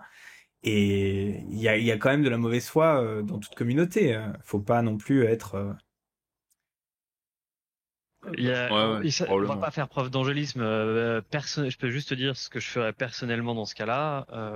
Moi, je ne mets pas mon ego en jeu quand je joue à Warhammer. Je viens passer un bon moment. Si je passe un moment qui m'est désagréable et que je joue avec une personne qui triche de manière obvious et que je n'ai aucun doute là-dessus et que l'arbitre décide de pas trancher le cas, eh ben moi je vais dire bah écoute, moi je viens pas jouer avec un tricheur. Je range mes figurines. Voilà, tiens ta victoire, tu l'as. Par Ouais. contre, bah amuse-toi bien avec la réputation que ça te fera, parce que ça se sèche, ces choses-là. Quelqu'un qui triche, le milieu il est quand même tout petit, on a beau être des dizaines de milliers à faire à suivre des chaînes YouTube. Quand quelqu'un triche, ça c'est le meilleur exemple. Je sais pas si vous avez suivi l'affaire, il y a un joueur tout en haut chez Dieu le Père, type Ligue 1, équipe de France, tout ça, qui s'est fait pincer à tricher en tournoi. Ben, il est banni de tous les tournois français pour l'instant et voilà, tant pis, ça s'est su, il a joué avec le feu, il a perdu, ben c'est lui qui est puni à la fin, hein. Ah ouais, marrant. C'est Et qui? il a rien gagné dans sa vie. Balance le nom, Alors, balance le nom. son pseudo c'est Bizutor. Vous l'avez vu sur des vidéos de French Wargame, vous l'avez vu aux côtés de Père Castor et compagnie. C'est un mec qui était aux portes de l'équipe de France, tout ça. Donc, il a fait assez parler de lui Connais pas. Il a pris des tombereaux de merde sur la tronche quand c'est arrivé. Maintenant, globalement, la fédération, la FEC, essaye de calmer le jeu parce que ça viderait au harcèlement ce qu'il a pris, donc faut faire attention. Mais voilà, il s'est fait pincer, il est puni et donc voilà, les tricheurs aujourd'hui, ça se cède. Ouais, d'accord. Ouais, c'est sûr que c'est pas. En tout cas, il y a une réflexion qui me vient comme ça spontanément puisque je suis pour vous parler un petit peu de comment je peux témoigner de ça. J'ai énormément de gens qui viennent se former à la peinture à l'atelier. J'en ai entre 50 et 100 par an entre 50 et 100 par an pour vous donner une idée. Et ce qui est marrant, c'est que ceux qui font du tournoi, et j'ai eu du gars qui était en Ligue 1 et tout, ceux qui étaient en tournoi, et ben les mecs, ils sont très peu satisfaits de l'ambiance. Ils nous racontent des anecdotes qui sont à gerber, mais ils y retournent quand même, tu vois. Donc doit y avoir quand même quelque chose qui les pousse. Est-ce que leur côté compétition est très développé et ils veulent croiser le fer, tu vois. Et ils sont pas forts au judo, donc on fait autre chose. Après, moi je peux en parler parce que moi c'est quelque chose qui m'a toujours botté, tu vois, d'optimiser les listes. À l'époque j'étais à fond sur le Warfo et tout. Et puis comme beaucoup, j'ai regardé les codex review des grandes chaînes et ça m'intéresse, tu vois, de faire les combos, de savoir ce qui est possible de faire. C'est parce que j'ai envie de me dire, ok, j'ai réussi à manœuvrer, à faire vivre mon armée et de sorte à gagner la victoire en prévoyant, en anticipant ce que peut faire l'adversaire avec une liste assez versatile. Donc en fait, quelque part, d'exprimer un peu mon intelligence et au lieu de le faire sur un jeu d'échecs ou un jeu de dames, et ben je le fais avec mes figurines et c'est super, tu vois. Donc je comprends ce côté-là. Et après, quand tu arrives en jeu, et ben t'es confronté à l'humain. Et t'es plus uniquement confronté à l'idée que tu te fais de la bataille et c'est là où des fois tu peux être déçu quoi. Je vais donner le contre-exemple, j'aime bien faire l'avocat du diable. Oui, vas-y, de toute façon t'es là pour ça. Ouais, alors je sais que parfois le milieu du tournoi, etc., il véhicule une image qui est pas toujours positive auprès de la commu. Mais moi, donc du vécu, le week-end dernier, j'étais au match retour Ligue 3 et j'ai pris une branlée absolument monumentale sur mon 3e match, mais incroyable. Hein. Contre du Votan. Non, contre du garde impérial. Et mais j'étais sonné, tu vois, j'étais là, mais comment ça a pu se passer? J'ai jamais pris ça de ma vie. Le mec était de toute façon plus fort que moi, donc il y a pas de débat. Et ben pour te montrer à quel point ça peut aussi être bon esprit le compétitif, le type il m'a dit écoute, on a fini plus tôt que prévu, nos équipes ont encore au moins 2 tours à jouer. Écoute, viens, je t'offre la bière à la buvette, on va parler de la game, je vais te dire ce que tu aurais pu faire différemment. Et donc le mec, génial. Il sait qu'il est meilleur que moi, il sait que moi j'ai envie d'apprendre parce que je questionnais, j'essayais de comprendre pendant la partie ce qui se passait. Et voilà, on a pris le temps de débriefer ensemble après l'heure et demie, parce qu'il m'a quand même défoncé la tronche. Ça c'est génial, c'est génial comme expérience, tu vois. Ça c'est magnifique, t'as envie de le vivre, tu vois. Et la plupart des games que j'ai vécu en compétitif ressemblaient à ça. Et c'est pour ça que moi j'ai une vision qui est peut-être que c'est un microcosme particulier en Bretagne, peut-être que juste les Bretons sont cool, tu vois. Mais possible. J'ai pas dit que les sudistes étaient pas cool, hein, mais ah mais si, tu peux le dire, Moi, t'inquiète. mais ouais, moi j'ai aujourd'hui on n'est pas sudistes. Justement les meilleures parties que j'ai faites, c'était dans ce cadre-là, parce que tu as une petite dose d'adrénaline quand même, parce que tu as envie de bien faire, parce que tu t'es préparé pendant des semaines avant, tu as préparé ta liste et tout avec attention pour ce moment-là. Mais les mecs ils viennent quand même dans un moment où ils viennent aussi en fait passer un bon week-end, tu vois, ils sont pas là juste pour te casser la tronche. Et à l'inverse, quand parfois quand tu t'entraînes au club et que malheureusement tu mets des rousses, t'as des copains qui sont un peu qui n'ont pas toujours la même ambition que toi tu peux avoir, tu passes pas des moments aussi rigolos parce que eux ils sont pas prêts à se prendre des torgnoles comme ça, et donc au final c'est les meilleurs games que j'ai eu, c'était sur des tournois et vraiment dans une bonne humeur. Mais ça c'est parce que t'es pas venu jouer à l'atelier sur les tables Medal of Color, tu vois. J'attends toujours mon invitation officielle. Non, ce qui manque, moi, de mon expérience, ce qui manque au tournoi auquel j'ai pu participer, c'est la drogue et les putes. Mais alors sinon, C'est pas possible. Sinon, pour passer, avant de passer à l'étape suivante dans ce podcast, j'aimerais vous faire un petit quiz, histoire de détendre l'atmosphère. Oh, ça va, on s'est pas trop énervé encore, donc c'est plutôt cool. Alors, je vais vous faire un petit quiz. J'ai préparé un petit quiz en 3 étapes, en 3 réponses plutôt. Alors, selon vous, euh, combien de planètes dans l'univers de Warhammer 40 000 sont-elles tactiquement et stratégiquement absolument indispensables pour l'Imperium? Alors, est-ce que vous connaissez les planètes principales? Oh là là, le salaud. Est-ce que vous connaissez les planètes principales, donc? J'en suis qu'à la 7e sphère d'expansion, ok, hein, Mais donc, non, moi, mais ça ne les compte planètes pas. de l'Imperium. On sait même pas le nom des planètes taux, tu sais. Il y a même pas de nom de planète chez les taux. Si? Non, c'est que alors Non. si, il y en a, mais ils fonctionnent en sphère d'expansion. Ouais, ils fonctionnent pas que en planète. Mais oui, l'Empire Tau c'est tout petit, donc là tu me demandes un nombre de planètes importantes pour l'Imperium. Oula, ça doit être beaucoup. C'est bien parce que quand tu parles des taux, t'as l'impression de parler de, tu vois, alors il y a la sphère d'extension tchèque et grecque, il y a la sphère d'extension polonaise et, tu vois, et en fait c'est... Mais bon, ok. Alors, Robin, est-ce que t'as une idée? Alors, On en cite une et on comme arrête. ça, Hein. calcul vite fait, je dirais. Une seule. Hein. Non. Ah, mais une seule, tu veux dire? Tu m'en cites Verra. une et après on passe à Antoine. Ouais, ouais. Ah, ok. Ah, bah Oui, d'accord. attends, ne les cite pas tous parce que comme tu connais bien le fluff, tu risques d'en citer trop. Non, mais je connais pas aussi bien le fleuve que ça pour dire toutes les planètes cruciales. Ouais. Déjà, je dirais Cadia. Ouais, alors tout à fait. Alors Cadia, donc j'ai préparé un petit peu. Donc Cadia, c'est quand même celle qui garde l'œil de la terreur, hein, qui était avant la grande déchirure le plus gros trou entre guillemets, hein, je sais pas comment l'appeler autrement, porte vers les enfers, hein, faille warp. Ah, il y a une faille. Ouais, c'est ça. Et donc, et notamment qui joue un rôle de non agrandissement de la faille warp. Alors c'est très slanéchien là ce que je dis. Avec les fameux piliers, hein, les énormes colonnes qu'il y avait sur Cadia, dont personne ne connaissait réellement le mécanisme, mais qui arrivaient en fait à fermer, enfin à tenir fermée la faille warp qui était en face de Cadia. Et donc Robin, quelle est l'ironie de Cadia avec cette V9? Est-ce que tu sais me le dire? Ben, elle a chuté. Voilà. Elle est tombée. C'est-à-dire Cadia est tombée. Ça fait 25 ans qu'on nous dit que Cadia ne peut pas tomber, et en fait, quand elle tombe, et ben voilà, tant pis, dommage. Elle est tombée, mais il s'est pas passé grand-chose de plus, quoi. C'est ça qui est. Exactement. Pour dire, quand elle est tombée, j'ai lu le bouquin où ils expliquent qu'elle est tombée, le bouquin avec le Custodes, là, avec Valorant, et ben elle est tombée, et voilà, c'est tout. Donc, c'est marrant. Alors, Antoine, est-ce que tu aurais une idée? Alors, il y en a forcément une que tu connais, hein, c'est obligé. Hein. Allez, Caliban. Ah, Caliban, malheureusement, n'existe plus. Elle a explosé, Ouais. Caliban. Ah bah, Elle a écoute, été avalée. Donc, ce n'est pas Caliban. Allez. Non, attends, on a dit une seule. Alors, Robin, Ah, est-ce si, que... mais laisse-lui une deuxième chance, quand même. Oh.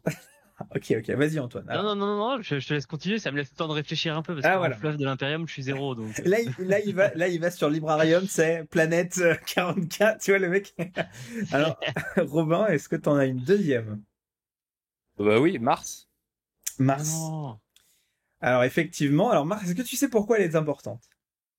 Alors, il y a plusieurs raisons. Ouais. Ah voilà, non, mais Je te il y a réponds pas, ou il y a pas de... Non, vas-y. Et point. Et là, le mec quitte le podcast et terminé.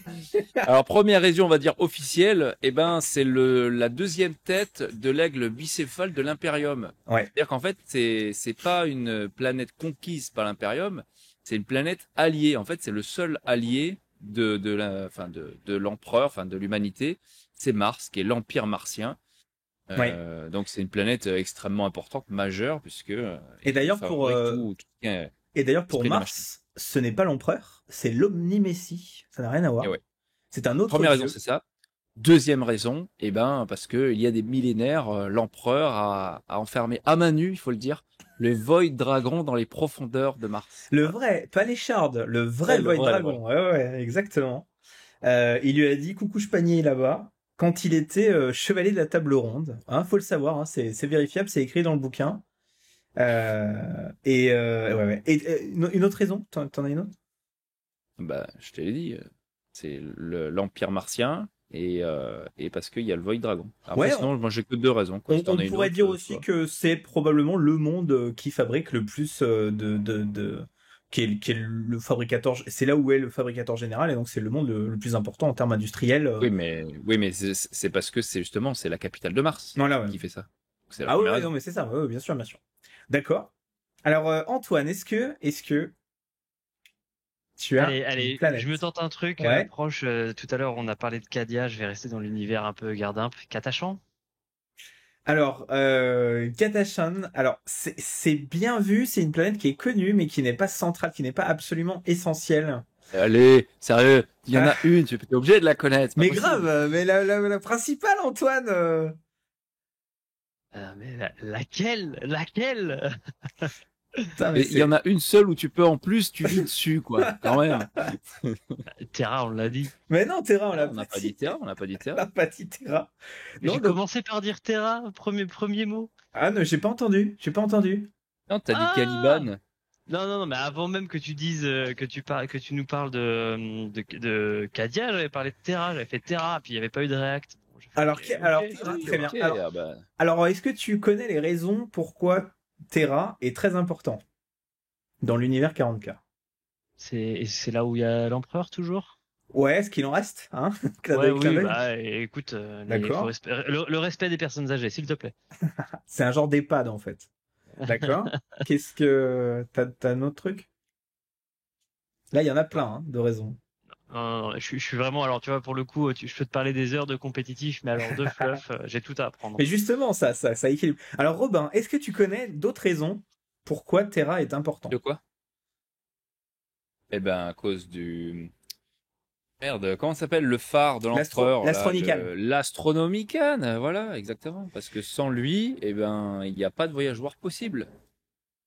Ah, Oh, tu sais, on fait très bien sans chez les tu taureaux. dis ça à un taux en même temps, voilà.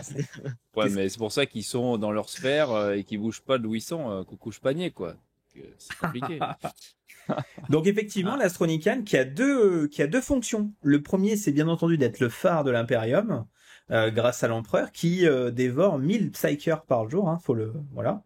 La deuxième raison, nous l'oublions pas, c'est que l'Astronicam ferme la faille warp qui a été ouverte malheureusement par Magnus. Donc il y a une faille warp hein, qui existe sous le palais de l'empereur et c'est l'empereur qui bloque cette faille warp grâce à l'Astronicane. Donc c'est pour ça que l'empereur ne peut pas revenir, même s'il trouve un moyen de revenir, ou même si, parce qu'il a probablement trouvé un moyen de revenir, comme c'est un dieu, hein, ne l'oublions pas, donc il peut probablement revenir assez facilement. Le problème c'est que dans le fluff officiel, il est dit que si il s'arrête une seconde, l'Astronicane, la faille warp s'ouvre et Terra serait perdue, semblerait perdue. Ouais, effectivement. Alors, on pourrait aussi dire, tout bêtement, comme autre raison, que c'est quand même là qu'est dirigé l'Imperium et par les 12 seigneurs de Terra. Les 12 seigneurs de Terra Ah, les hauts seigneurs. qui n'ont pas été remplacés par Robout ni par Lionel, hein, alors qu'il serait largement légitime de leur foutre un gros coup de pied au cul pour les dégager, mais ils ne l'ont pas fait. Ok, Robin, est-ce que tu aurais une autre planète? Il y en a d'autres.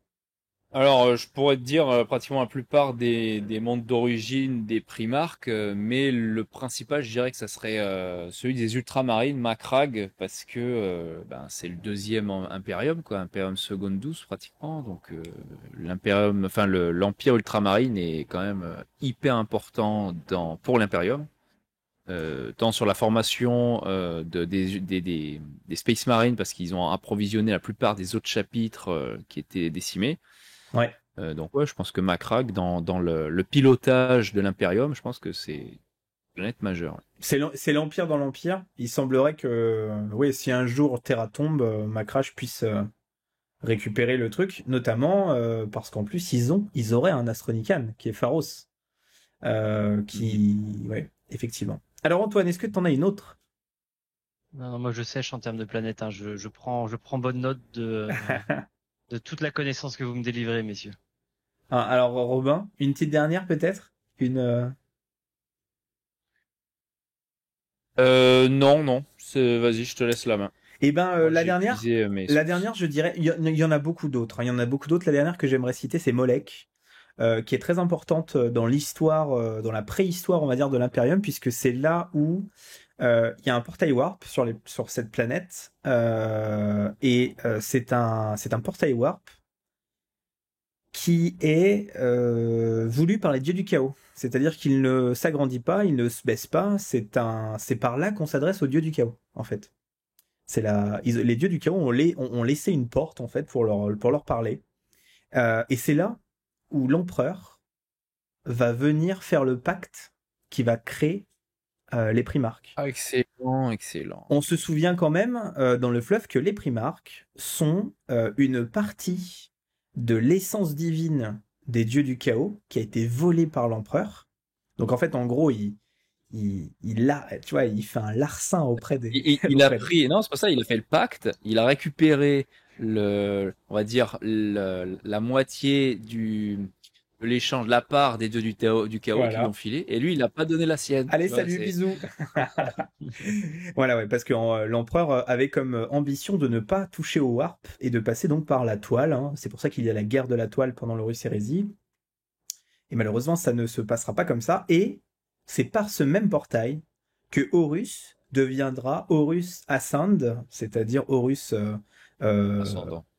voilà, ascendé, ascendé, ascendé, Transcendé, 2D, enfin bon, bref. transcendé. Ouais, voilà, Non, transcendé. Et donc du coup, c'est par là qu'il va passer. Et là, Horus va mener les légions du chaos universel contre les quatre dieux pour prouver aux quatre dieux qu'il est un bon tacticien, qu'il est le meilleur tacticien, un des meilleurs tacticiens de la galaxie. Et les dieux, impressionnés par ce qu'il va faire, ils vont faire un pacte avec lui aussi, mais qui sera un petit peu plus sérieux. Donc voilà, Molech. Bon, alors, je vous propose, après cette petite page de fluff, de repasser sur notre domaine pour un petit peu arriver sur un point épineux. C'est la V9. La V9, c'est quand même une partie du jeu, une édition qui a divisé, qui a même perdu des joueurs, honnêtement, sans dire que c'est notre cas avec Robin ou avec la team. Il y a quand même eu un ralentissement avec cette V9, hein, Robin, on peut le dire. Hein. Alors, il y a quelque chose c'est à nuancer, c'est-à-dire que nous, pour le coup, vu qu'on a beaucoup de projets, on a moins joué, moins eu le temps de jouer. Moi, j'aurais bien aimé jouer un peu plus, mais à la fois le manque de temps et surtout, là où je te rejoins, c'est que la complexité des règles avec la multiplication des stratagèmes, des règles spé sur chaque datasheet. Donc moi, je joue Tyrannide de base, les règles de synapse qui changent, les règles aussi où tu peux ajouter encore des règles à des monstres, ce qui est très bien, ça enrichit le jeu, hein. C'est pas une critique sur le jeu en lui-même, mais ça augmente encore le temps où il faut incorporer et intégrer les règles pour faire une partie. Et puis en plus, alors là Antoine, lui, il a parlé de, tu t'es pas censé connaître les armées des autres pour pouvoir anticiper, tu vois, c'est pas une bataille de juristes. Ça m'a bien parlé, ça m'a marqué, tu vois. Mais moi, je l'intégrais pas, c'est-à-dire que j'achète les codex des autres armées, j'essaie d'anticiper, de voir savoir exactement ce qu'ils peuvent faire, et donc ça prend tellement de temps, d'énergie que effectivement, moi, ça m'a un peu sorti. Et donc j'étais plus sur le côté Crusade, quoi. Et encore, ça ajoute de la complexité encore. Qu'au final, ouais, moi, en tout cas, ça m'a un peu perdu pour toutes ces raisons. Ouais. T'as tout résumé en fait. Je pense que les joueurs qui ne jouent pas très souvent ont pas trouvé leur compte avec CD9 parce qu'elle a été mise à jour dans une optique d'équilibrage permanent. Et donc du coup, ça veut dire que les curseurs bougent tout le temps. On va réécrire un peu telle règle, on va un peu changer ça. Ça c'est trop fort, il faut le changer. Là, pour lui, on va changer ses points. Ça fait que si tu suis pas de manière assidue ce qui se passe dans le jeu, bah tu reprends ton bouquin, il y a plus rien qui est valable. Tu rouvres les facs, tu comprends plus rien, tout a changé. Ouais, Et exactement. je comprends que ce soit vraiment, ça apporte beaucoup de confusion pour quelqu'un qui joue pas de manière très régulière et que du coup ça correspond pas à certains environnements de jeu. Alors, Après, ouais, ouais, vas-y, on finit. Ok.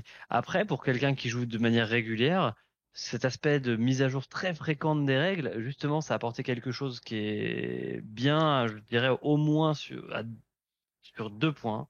C'est que déjà, tu casses une monotonie parce que ça fait bouger les listes que tu peux croiser et par conséquent, bah, si tu veux optimiser, tu vas apporter toi-même des réponses différentes. Même si on change pas toi tes points et tes règles, tu vas devoir répondre différemment à ce qu'on te propose. Donc, tu vas adapter ce que tu joues. Donc, ça casse une monotonie. Et deux, ça vise quand même à rapprocher le plus possible les puissances des différentes armées.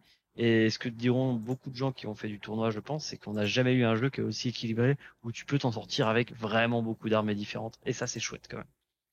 Alors là, je rebondis tout de suite. C'est que j'entends ce que tu dis sur on n'a jamais eu des armées autant équilibrées, mais seulement sur des datasheets spécifiques. C'est-à-dire sur ton codex, il n'y a pas 100% de tes datasheets que tu peux jouer en compétitif et que ce soit équilibré. Ça doit être, je sais pas moi, 30% en fait. Donc au final, en termes de combo, est-ce que tu peux vraiment varier avec un même codex? Tu peux varier 3, 4 listes totalement différentes? Je crois pas. Je Non. crois pas. Moi, je Donc, vais te prendre l'exemple de ce que je connais et peut-être que d'autres joueurs tôt vont me contredire en écoutant ce podcast, mais j'ai trouvé une profondeur incroyable à ce bouquin. Qu'est-ce qui s'est passé sur cette version? On a commencé par avoir des listes full. On jouait avec la philosophie du monde K qui est très agressive, avec plein de tirs sans ligne de vue. On fonçait tout droit, on tuait tout le monde. Ok, ils ont mis un nerf sur cette approche. On s'est dit bon, qu'est-ce qu'on va faire? Bon bah super, on va sortir les bombeurs. Et hop, d'un coup, il y a les bombeurs qui sont sortis de nulle part alors que personne les avait vus avant. Puis ah, ils mais ont du coup, nerfé dans les ta liste, bombeurs, tu on joues a sorti les pratiquement, reptiles. tu fais 3 bombers, quoi. Non, on n'a pas le droit, Et, c'est des avions, c'est limité à 2. Petit wink. ok. Non, mais il y a quand même une profondeur de jeu qui est assez incroyable. Et puis là, maintenant, en ce moment, c'est quoi? Les gens reviennent à du Breacher Fish avec des listes assez équilibrées où tu vas trouver une, deux ou trois Riptide, un, deux ou trois Devilfish avec des Breachers dedans, avec un pack de Crisis et des Commandeurs. Au final, en tout cas, je parle pour le Codexto et je m'aventurerai pas Mhm. sur les autres. Moi, j'y ai trouvé une profondeur des datasheets assez incroyable. On a même vu des listes performer avec la datasheet de l'espèce de ruine ou de décor que tu peux jouer, des listes performées Ah avec ouais. de la broadside, avec des espèces de petits planeurs là, pas les avions, mais Ah, les tout drone, petits. drone planeur. Ouais. Non, c'est même pas cela. Les tétras. Enfin, on a vu des listes marcher avec à peu près tout. Et quand tu vois ça, tu te dis, ben c'est chouette parce qu'en réalité, même si on finit par avoir une pensée assez fermée parce qu'on s'enferme nous-mêmes dans nos Mhm. propres raisonnements de construction de listes, hein, faut Ouais, pas se ouais, le bien cacher. sûr. Malgré ça, il y en a qui arrivent à performer et à gagner des choses avec des listes qui sont différentes de la tienne. Et du coup, tu es obligé de te remettre en question aussi. Donc c'est assez simple. Alors, Ok, excellent. moi, j'aimerais, parce que la dernière fois, je voulais en parler, j'avais oublié. Je suis assez content du fait que Game Workshop ait pu patcher en fait justement le jeu assez facilement, notamment avec des facs très régulières, euh, le, euh, des livres même qui sont sortis, etc.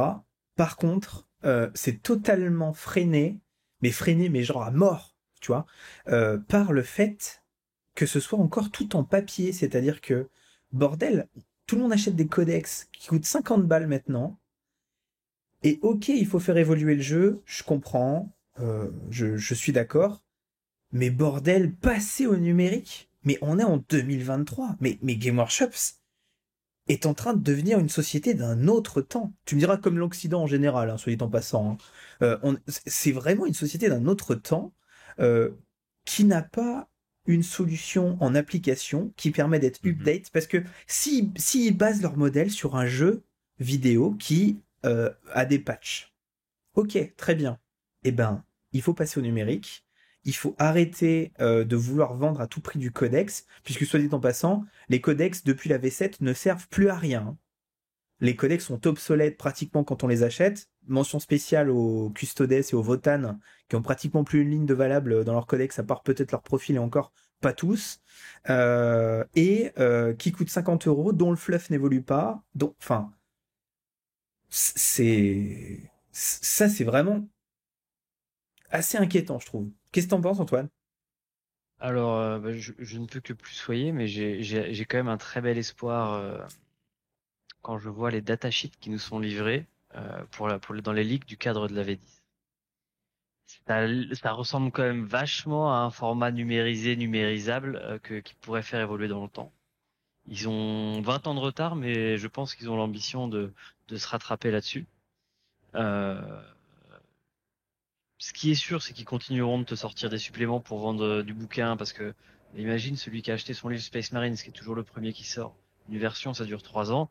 Ah, faut quand même bien lui recaler un livre au bout de 18 mois. Donc tu auras un supplément du genre comme quand on a eu les Psychic Awakening, parce que du coup tu auras 2-3 nouvelles règles et les gens vont l'acheter, ou un White Dwarf ou un truc. Par contre, pour la mise à jour et l'accès à la mise à jour de ta règle de faction, j'ai l'impression que la V10 prend le pas de la numérisation, avec de plus en plus de règles qui sont inscrites au cœur de la datasheet. Et ça me semble aller dans le bon sens à ce niveau-là. Moi, je Il y veux a bien. une simplification. Moi, je veux bien te croire, mais ce qu'on a remarqué avec Robin pour le Games Day, c'est que l'application était aux abonnés absentes. Hein. Ils ont plus parlé, ils parlent plus du tout de leur application. Enfin, mais soit, je veux bien te croire. J'en appelle de mes vœux. Toi, Robin, t'en penses quoi? Alors, moi, si on est dans l'expectative de la V10 sur le plan du jeu et à la fois du format, moi, ma plus grande crainte, et c'est en train d'un peu d'être vérifié quand je vois parce que j'ai pas mal potassé le bouquin de règles V10 qui est en ligne pour le coup et est totalement gratuit pour l'instant, c'est que, eh ben, on n'est pas dans un système de jeu à jeu alterné. On est de nouveau dans un mec qui fait son tour en entier et pendant que l'autre, eh ben, il va regarder. Et pour moi, c'est quelque chose qu'il fallait faire en V10 et ça m'inquiète beaucoup. Voilà. Je dirais Oh. pas grand chose de plus. J'ai hâte de voir les datasheets et les codex, tout ça, mais en termes de système de jeu, je suis assez déçu. Alors moi, voilà, là-dessus, je suis obligé de dire que je suis pas totalement d'accord. Ils sont restés dans un système tour par tour, c'est sûr, mais par contre, ils sont un peu inspirés de ce qui plaît aux joueurs apparemment, de ce que j'ai compris sur AOS, et ils t'ont rajouté beaucoup plus d'interactions pendant le tour de ton adversaire. Je vais te donner des exemples tout bêtes. T'as un nouveau stratagème qui correspond à la frappe en profondeur. Ça ne se fait plus pendant ta phase de mouvement, ça se fait pendant le mouvement de l'adversaire. Donc tu te TP où tu veux sur la map pendant le mouvement de l'adversaire. C'est un changement. La phase d'Overwatch, t'es pas obligé de la faire quand le mec te charge, tu peux la faire pendant que le mec bouge à n'importe quel moment. Donc en fait, tu vas vraiment avoir Ouais, mais c'est avec un stratagème, quoi. Ouais, ok, Ouais, ok. ouais, mais t'as quand même une phase où tu te dis, ah là t'as bougé, je te vois, paf, j'Overwatch, je lance des dés, je fais des machins, je fais des trucs, et alors c'est pas une activation alternée, tu restes sur un mec qui fait un tour et que l'autre réagit, mais t'as quand même un échange qui se crée où tu peux avoir un impact sur ce que va faire ton adversaire pendant son tour. Est-ce que c'est pas un pansement sur une jambe de bois et que du coup ils ont le cul entre deux chaises, soit dit entre guillemets quoi. Ce qui fait que ça. Mais en fait, c'est ça, c'est que au lieu d'avoir de manière systémique la possibilité d'interagir directement, donc avec le système alterné, eh ben, tu vas devoir utiliser la seule ressource que tu as pour utiliser en gros des actions héroïques avec des unités, et ben tu vas utiliser cette même ressource pour faire des interactions qui normalement devraient être systémiques, tu vois. Et c'est là où putain, mais c'est pas possible quoi. C'est pas suffisant, tu vois, c'est pas suffisant. Alors, attends, on n'a pas encore joué, hein. On va peut-être tester, peut-être qu'en fait, on aura tellement de points des points de commandement qu'on va pouvoir faire de l'interaction à chaque tour, à chaque fois, des trucs comme ça. Mais j'en doute, hein, je suis désolé, j'en doute vraiment. Donc, à voir. Alors toi, Antoine, qu'est-ce que t'en penses? Moi, c'est une question que je me pose pas plus que ça, parce qu'aujourd'hui, je trouve que moi, ça me gêne pas d'avoir un tour où je joue pas, parce que en réalité, si tu te remets dans le cadre où tu as vraiment un échange avec ton adversaire, où tu discutes, où quand il joue, il te dit là, je me mets là parce que je compte faire ça. Donc on est d'accord que si je suis là, je peux pas charger. En fait, quand il joue, normalement, tu es censé vraiment échanger avec ton adversaire sur ce qui se passe en jeu. Et au final, moi, j'ai pas l'impression d'être passif à ce moment-là. Ouais, mais Euh, regarde. Là, on parle où le gars, tu lui expliques ce que tu fais, machin. Donc, alors que si tu le fais en alterné, t'as la cloque, tu fais ton action. Peu importe si tu fais une erreur ou pas, tu peux très bien lui dire, ok, je me mets là, machin, ok. Tu peux toujours essayer ça. Mais tu finis ton action, le gars il joue. Il peut aussi aller vite, tu vois. Donc en fait, tu vas vivre une bataille beaucoup plus, tu vois, dans ta chair, dans tes tripes que, ok, je planifie, machin, je fais mon truc. ça peut aller beaucoup plus vite. Ça peut donner une beaucoup plus grande richesse d'interaction et de combo parce que le gars, il peut te briser ton combo, tu vois. T'as activé une unité, il va voir que tu prévois un combo, boum, il te le bloque, tu vois. Donc, t'es obligé de rebondir tout de suite. Tu vois, c'est beaucoup plus nerveux, en fait. Ouais, Juste dans le fonctionnement, tu vois. Et ça te laisse un panel de possibilités beaucoup plus grand. Enfin, je sais pas. Enfin, ça ouais, fait beaucoup plus vibrer et vivre la bataille parce que t'es pris par le temps, t'es pris par le combo que tu peux faire ou pas. Le gars, il t'intercepte. Enfin, il y a des trucs de fou à faire. C'est beaucoup plus fun, tu vois. je vois bien ce que tu veux dire et je peux le comprendre. Je sais pas si c'est une demande générale de la commu. C'est vrai que c'est pas un truc qu'on discute trop. Je pense que pas mal de gens qui ont intégré que 40K, c'était un jeu tour par tour et pas alterné. Mhm. Et moi, je fais partie de ceux à qui ça convient. Mais j'entends qu'en Mhm. effet, tu peux trouver un Ouais, dynamisme peut-être parce que différent dans une action. t'as peut-être jamais trop joué, tu vois. Moi, depuis la Moi, V6, je teste ça pour des parties, même en jeu égal. J'avais pris des libertés avec des potes, avec mon groupe de jeu.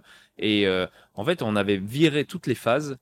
Donc, tu prenais ton unité et tu faisais, bon, une activation, tu vois, un seul mouvement, pas deux ni un trois, mais un mouvement, un tir, une charge, dans l'ordre que tu veux. Et après, c'est l'adversaire qui le fait. Et ça te donnait des actions de dingue, des possibilités. Et en plus, c'est hyper frais, quoi. Et c'était fou. Et que depuis la V6, moi je faisais, et que là on arrive en V10, et que ce soit pas fait, et pourtant ça apporte un fun incroyable, je trouve ça dingue. Voilà, c'est fou. Je pense que franchement, tu testes une fois, tu vois comment c'est fou, hein, comme c'est frais, et qu'il y a de l'interaction et tout ça, et ça va vite, et ça te donne des possibilités de fou. Enfin, je me répète, mais après c'est difficile de repasser à ok, bon bah, je bouge tout, je fais mes psys, je tire, c'est hyper cadré, c'est rigide. Si tu te loupes et que t'es obligé, tu vois, comme tu es obligé de prévoir. Ok, alors là, je me bouge à plus de 3 pouces, t'es obligé de lui dire, tu vois. Je pense qu'il y a un problème. Pour moi, c'est révélateur qu'il y a un problème systémique dans le jeu, quoi. les règles V9, le fait que les règles V9 de toute façon étaient propres à chaque bouquin d'armée et non sur un socle commun, fatalement ça rend le jeu plus complexe. Mais oui, je comprends Mhm. l'aspect dynamique de l'altivation alternée. C'est clair que ça apporte quelque chose de où tu as l'impression de jouer plus puisque au final tu fais bouger ta figurine, ça prend 30 secondes. L'autre il va faire la même chose, donc en fait tu rejoues 30 secondes après et tu t'arrêtes jamais de jouer. De ce point de Et vue-là, ouais. c'est vrai que ça doit être assez plaisant. Après, le transposer au système de jeu actuel, c'est vrai que ça doit pas être simple parce que tu vois que le jeu il est planifié pour fonctionner avec du tour par tour. Donc il y a quand même une sacrée adaptation et un sacré game design à faire si un jour Games Ouais. Workshop veut se lancer sur de l'altivation alternée. Et ouais, mais est-ce que c'est pas là où on les attend, quoi? Les mecs, c'est number one, je sais pas. Ça sera une Bon. demande qui viendra d'en bas. Je pense que tant que la commu fait pas bloc pour un changement du design, Ouais, là, ça serait vraiment un 180 degrés de la part de Games de passer, enfin, de changer totalement de jeu encore une fois. Moi, j'ai regardé un petit peu enfin, tu vas m'arrêter si je me trompe, Robin, encore une fois. J'ai pas l'impression que cette V10 change beaucoup de choses par rapport à la V9. Hein. C'est anecdotique en fait les changements. Ouais, bah ouais. Ouais, je trouve aussi, hein. Ah. En fait, ils ont pris un peu le bien, les aspects positifs qu'ils avaient fait avec la V2 de Star Wars, pas Star Wars, j'ai Doris trop Hérésie. marrant, ça. Horus Heresy, et ils l'ont mis dans cette V10. Bon, alors si, ce qui change beaucoup, c'est tout ce qui est datasheet, le fait qu'ils sont revenus à la V7 où tu peux intégrer de nouveau des personnages dans les unités, le mouvement des volants. Il y a quand même pas mal de choses qui changent. Je pense que l'interaction avec les décors aussi, ça va changer.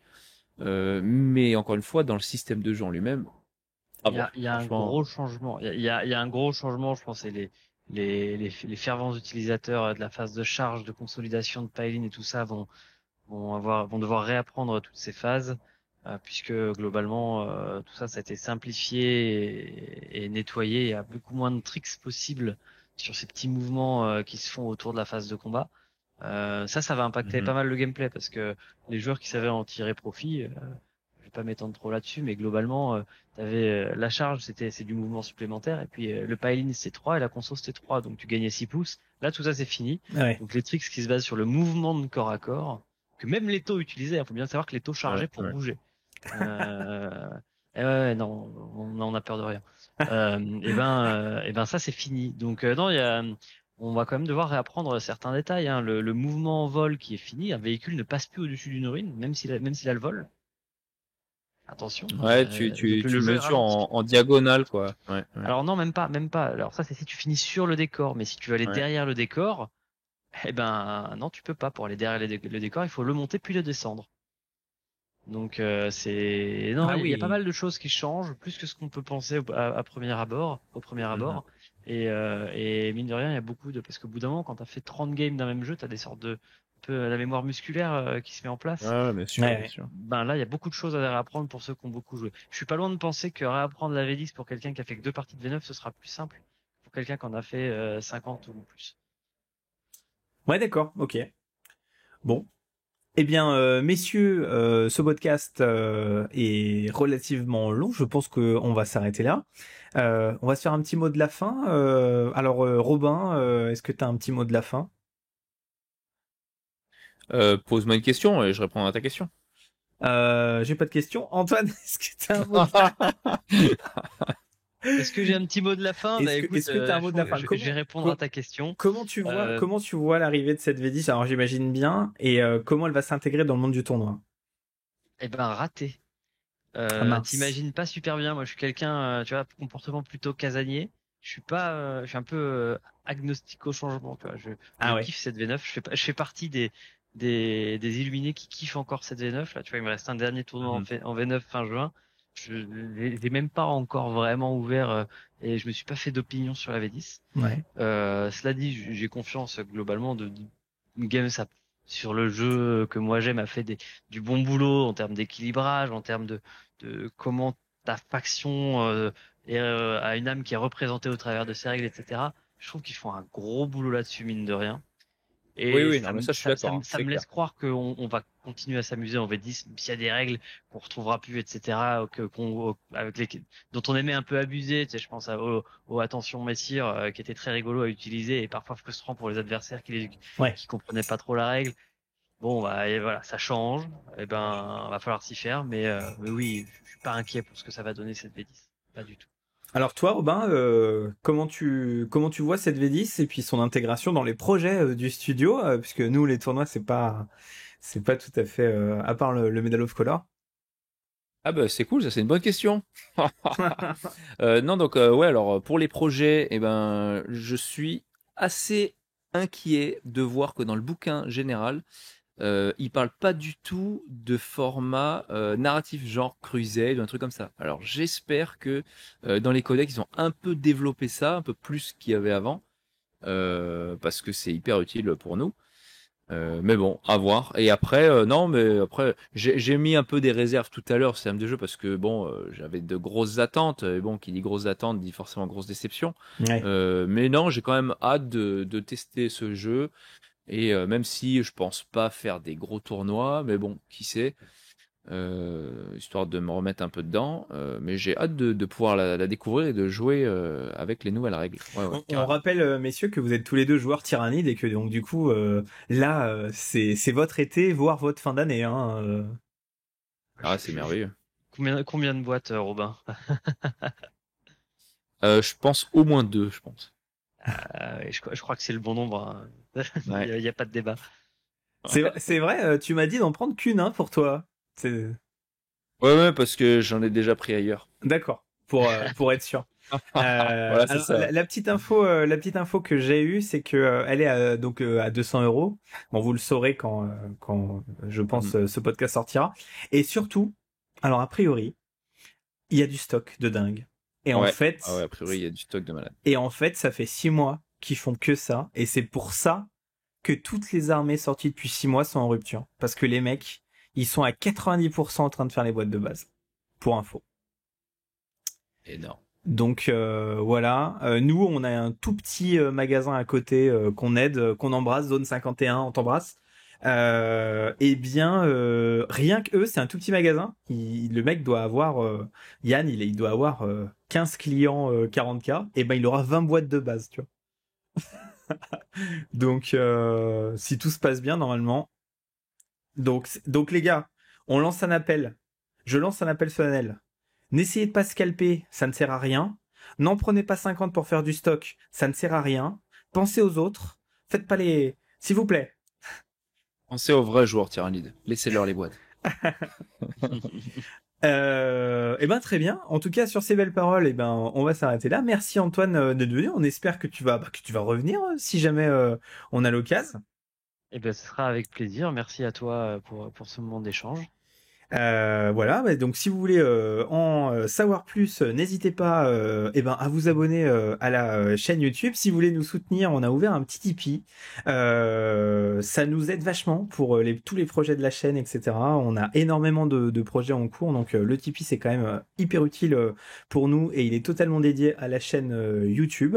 Donc n'hésitez pas et donnez en fonction de ce que vous avez, bien entendu. N'hésitez pas à vous abonner, à activer la cloche et alors ce qui serait super les gars, si vous êtes arrivés jusqu'à la fin de ce podcast, dites-nous une anecdote de tournoi que vous avez vécu en commentaire. Racontez-nous votre meilleure anecdote de tournoi que vous avez vécu en commentaire. La meilleure anecdote sera récompensé par un petit envoi de la part de Sales Figurines. Voilà. Donc on procédera à un vote avec Robin et Antoine. Hein. Ça vous dit les gars? On fait ça? Ouais, je peux ouvrir avec la première si tu veux. Il m'en est arrivé une. Oui, mais sympa. alors tu l'écriras en commentaire. Allez, ça me va. On fait Tu l'écriras en commentaire quand ce podcast sera voilà. Et pareil Robin, tu l'écriras en commentaire. J'écrirai la mienne en commentaire et puis. Ah ouais, j'en ai une bonne moi aussi. Et donc voilà. Donc n'hésitez pas à écrire en commentaire la meilleure. Voilà. Ne soyez pas trop méchants, bien entendu. Attention, on respecte les gens. Et ben voilà les gars. Et ben qu'est-ce qu'on dit? On se dit au prochain Medal of Color. Salut. Bonsoir. Bonsoir à tous.